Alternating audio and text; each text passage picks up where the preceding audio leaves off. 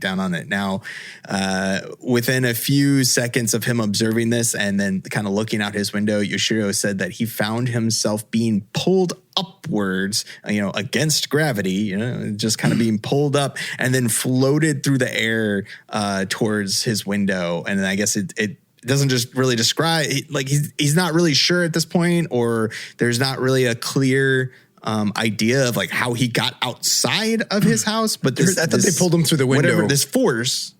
Yeah, so I think I think it's kind of implied that he's pulled through the window. Yeah, so just and then absorbed into the craft. Yes. Yeah, that's what it said. That's what makes me think it's like one of them fleshy crafts. It's not like made of metal or anything. It's just like I like to think that he got suction cup, like he hit the side of the craft. He's like, like stuck to it. And then all of a sudden he just kind of like, goes through. And he's like, where the hell am I on the other side?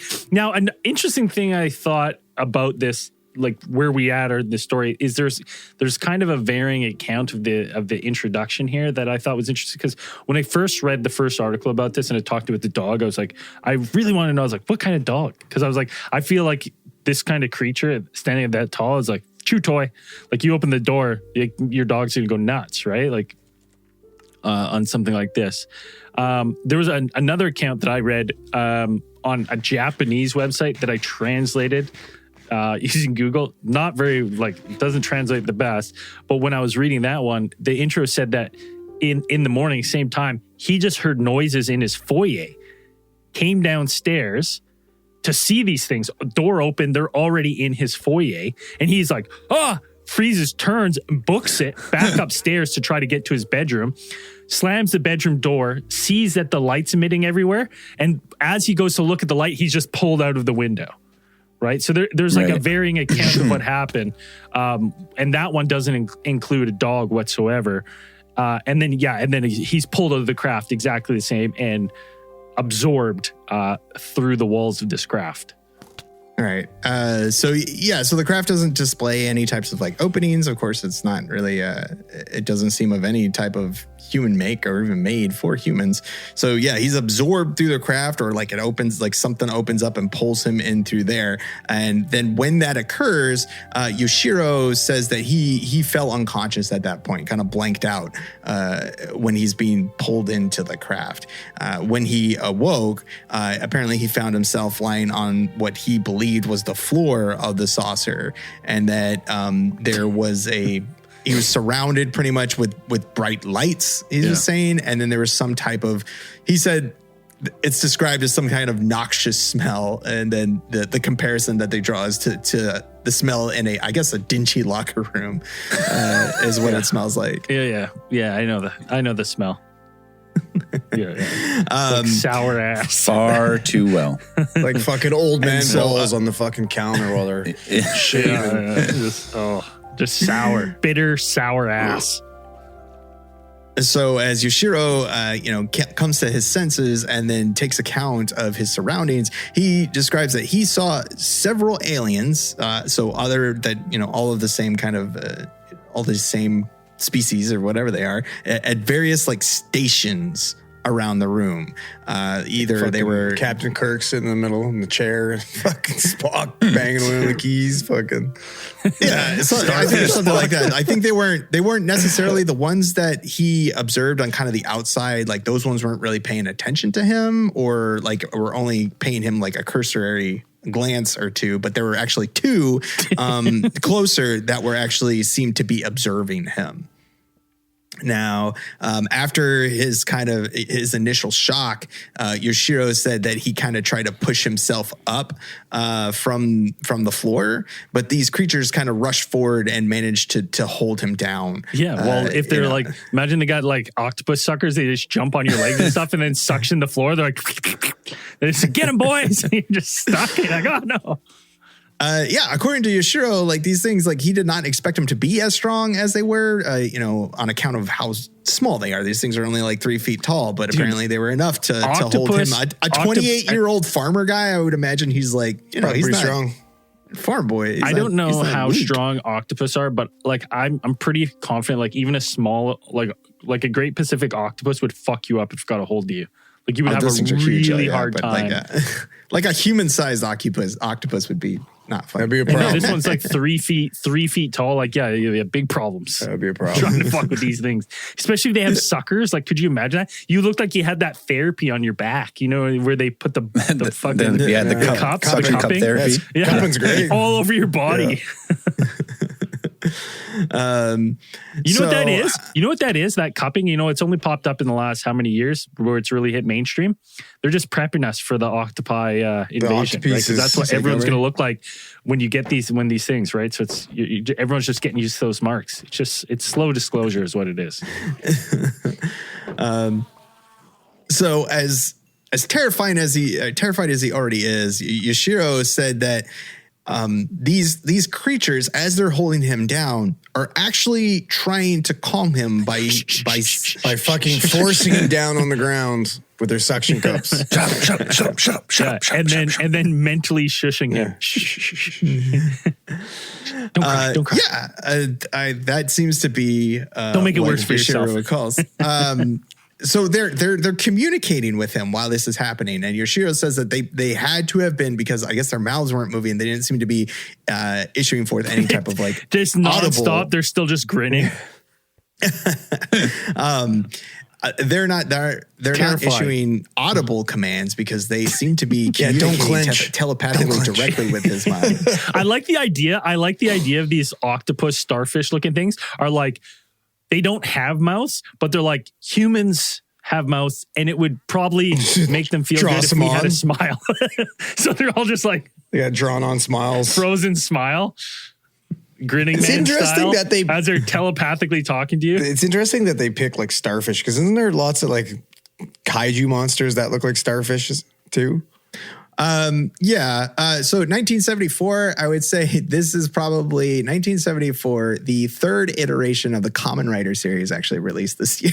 So it's like they have a giant they're familiar, most Japanese, with kaiju rubber latex monsters. So I don't know whether he thought somebody was shooting a tokusatsu a series out on his lawn or something like that. But going back now that I think about it, it's like, it always seems really strange that aliens like knock on the door. Like, that's like, why that's why that account of it, like the English articles account, I'm like, why would they knock? Whereas if you read one of the Japanese articles, it's like the noise was already inside his foyer. And I'm like, well, that makes sense to me, because why would these things? They're like, oh, we know the human. Like, oh, hello. Because why would they knock on a door? Is to knock on the door. They would fucking knock on anywhere. Like, if their idea was to knock, they'd be like on the side of your house, just like, because they would have no fucking frame of reference of like, this is a human custom. Well, how do you know? That part, buddy, they made it all the way to Earth. Do you think maybe this is not their first time, and they've actually spent some time exploring and looking at the customs and shit like that, and prepared for their kidnapping?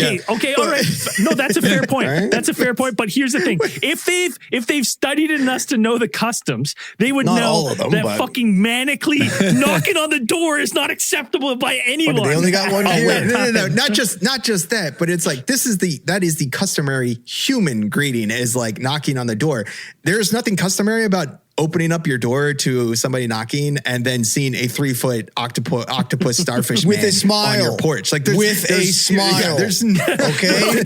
They're telling them in training. They're like, remember, humans love a big smile. Yeah. Literally though, like that's a calming presence for the most part. That is something you think that they would teach, being like, make sure you smile. It makes humans feel better. Yeah, but I don't think any human would react in a very friendly manner to having something knock. It's like, oh, he was so polite. Like, I had to let him in. Would you like some tea, Mr. Octopus Alien Man? They're just so excited to make first contact. They're like, you miss 100% of the shots you don't take. Yeah. There you go.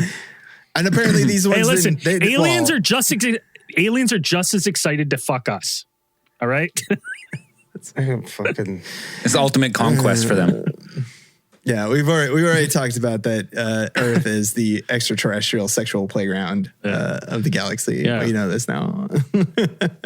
Well, they must have not studied that hard, because usually it's traditional. If you're going to visit somebody new in their house, then you're going to bring them a gift. In Japan, I mean, he brought a gift,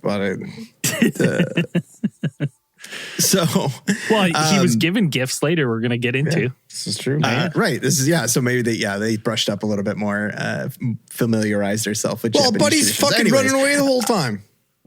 That's trying to give him a gift. Why would an alien knock on the door? Why would you knock on the door? It just seems weird. Yeah, if you're going to knock on the door, then suck him through the window. It just seems I agree more with Braden's. Like if Braden's Japanese account, like if that's more accurate or whatever, and that noise was already inside the house, that makes a lot of sense. Some of these other reports, like if they're second or third hand, and they said that there's knocking on the door, that one kind of seems a little bit You're trying somebody maybe you're trying to make peaceful contact from the get go. The entire plan is to make peaceful contact with a human. Okay, how the fuck are you gonna get them out of their house? What are you gonna zip the fucking top off and be like, "Hey, buddy, what's up? Just checking in." You know, like you want to come for a ride? I would also think that they would check, like, if they've studied us that much, and they'd be like, "Hey, the normal time for humans to be awake is during the day, not 3 in the morning." He's a farmer, so I bet she's probably up in fucking half an hour, right? Yep. Like, yeah, we're just 3:34. 3:34. We're just too excited to wait. More importantly, do you think they walk or do they cartwheel? Cartwheel. They would be like, That's a good question. Really good question. Yeah. I'm picturing cartwheel. Me too. I'm picturing nonstop buzzsaw cartwheel. They just roll around like that. Yeah. So back to where he is. Yoshiro is now currently being held down by these aliens aboard the ship. He says that he starts receiving what he interprets as telepathic messages that are coming from these aliens, and that he, inside his mind, speaking directly to him, he gets the idea, or the language, kind of the message forms in his mind, that quote, "No danger. We promise to release you close to your house," is what forms in his head. So that these aliens seem to be trying to reassure him that they're not here to hurt him. He's not in any danger, and they will let him go near his home, after whatever is going on. So Yoshiro doesn't really give a fuck at this point, and apparently that he kind of manages to overpower his restrainers. He goes Super Saiyan at least 2 here. Right.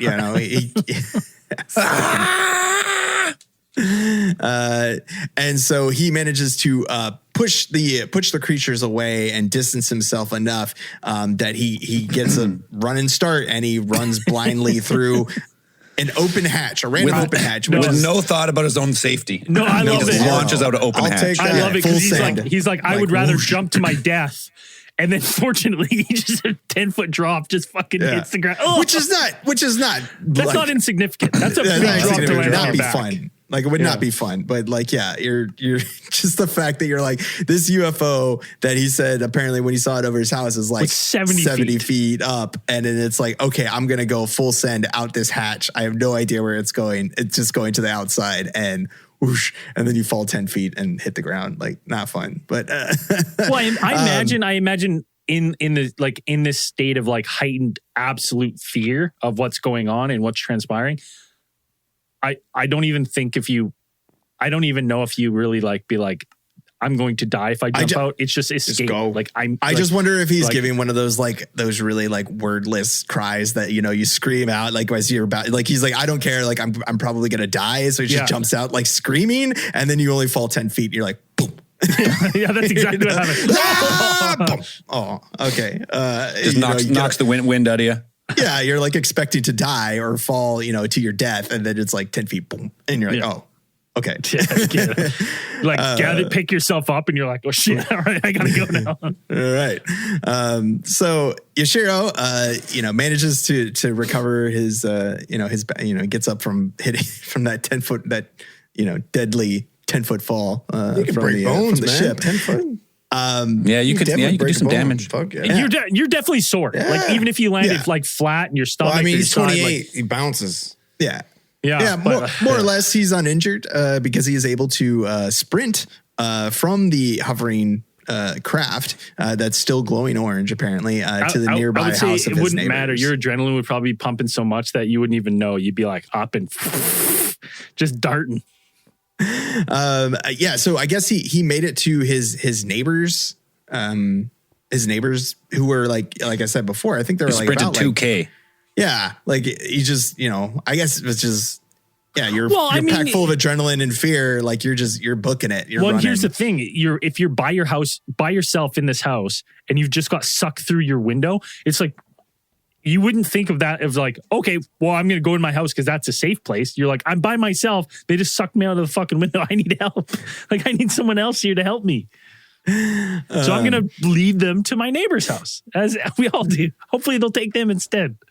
He was able to make it to his neighbor's house, and he is, visibly shaken, as is reported, I think, by his neighbors, that they kind of, but them being neighbors and friendly people, they kind of took him in and kind of calmed him down, and then he was able to return home. But little to, Yoshiro, unknown to him, the encounter was not quite finished because he developed some strange symptoms after his encounter, which we'll get to right after the break. And after this break, we'll be right back. This episode of Alien Theorist Theorizing is brought to you by Factor, America's #1 ready-to-eat meal kit.